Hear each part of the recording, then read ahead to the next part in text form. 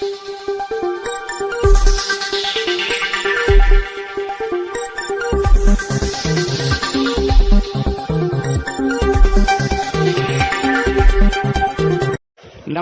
Jharkhand news fast live में आप सभी दर्शकों का स्वागत है। आइए देखते हैं आज का विशेष समाचार।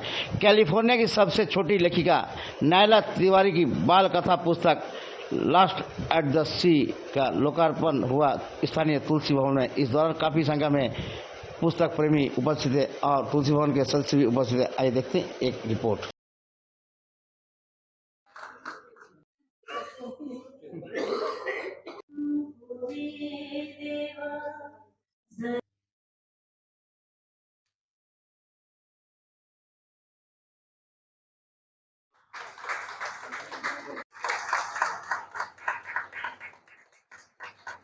तो बहुत बहुत धन्यवाद।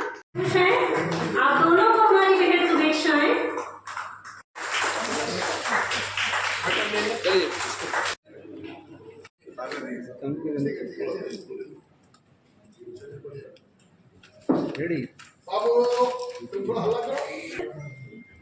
साथ हमें हमेशा मिलता रहा है। उनके मार्गदर्शन में हम हमेशा ही आगे बढ़े हैं।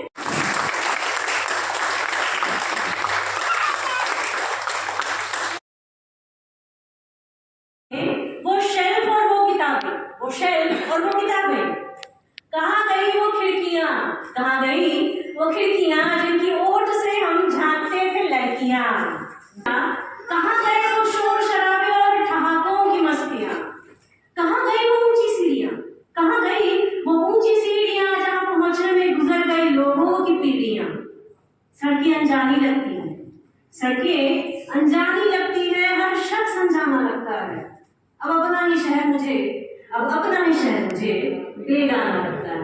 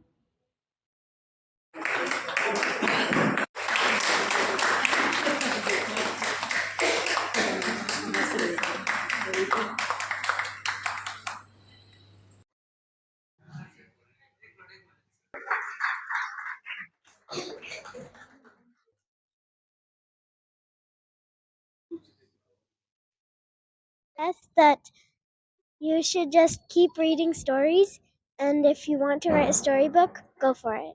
If you get tired of writing the same story for a long time, you should take a break, but don't give up. Just get back to it later and keep writing on the same story until you finish it. When you finish it, only then think about writing another one.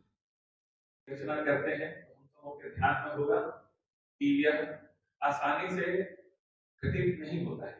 यह विशेष कृपा उत्पन्न होती है जो ईश्वर को मानते हैं, मां सरस्वती को, नहीं तो प्रकृति उत्पन्न करती है या बुद्धि का उनके पास विशेष स्थिति होती है कि हम रचना कविता के रूप में आए, कहानी के रूप में आए, गीता के रूप में आए, इसके अंदर अपना प्रकार है। यह विशेष रूप से तो नाना जी ने हम सबों को लंबे समय से लिख रहा था, नगरी लाइला में भी लिखा है और यह बहुत ही कैलिफोर्निया की सबसे यंगेस्ट राइटर है। तब यार सारी लिखते 8 वर्ष की उपलब्ध है। भारत में उसका प्रिंटेड वर्जन नहीं है, पर हम सबों ने प्रिंटेड वर्जन यहाँ भी उपलब्ध कराने का प्रयास किया। अमेज़न से किंडल में ही उपलब्ध है, अमेरिका में पेपर बेस्ड संस्करण में है, लेकिन हम लोग किंडल में लेकर उसको पढ़ सकते हैं। और अगर यहाँ मिला तो भी तो हम सबों को एक बार आप सभी विद्वानों का अभिनंदन।